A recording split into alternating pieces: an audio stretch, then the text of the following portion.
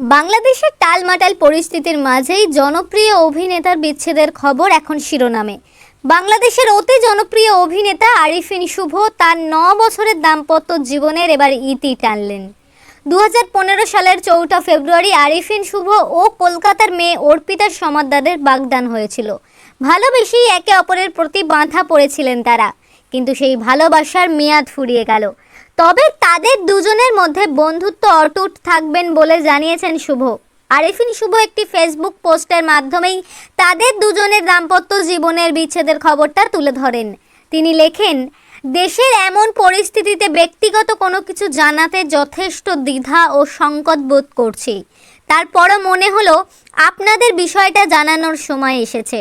আমি অত্যন্ত দুঃখের সঙ্গে জানাচ্ছি যে আমি আর অর্পিতা আমরা হয়তো বন্ধু হিসেবেই ঠিক আছি, জীবন সঙ্গী হিসাবে নয়। আমরা গত 20 জুলাই এই সিদ্ধান্তে উপনীত হয়েছি, বন্ধুত্বটুকু নিয়ে দুইজনের সম্মতিতে বাকি জীবন নিজেদের মতো করে বাঁচব।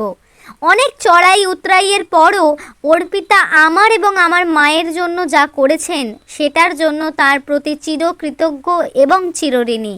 মা চলে যাওয়ার পর জীবনটা একেবারেই শূন্য হয়ে গেছে, কিন্তু আমি বিশ্বাস করি আপনাদের দোয়া ও ভালোবাসা আমার সঙ্গে আছে, যেটা নিয়ে বাকি জীবনটা সুন্দর ও সুস্থভাবে বাঁচতে পারবো।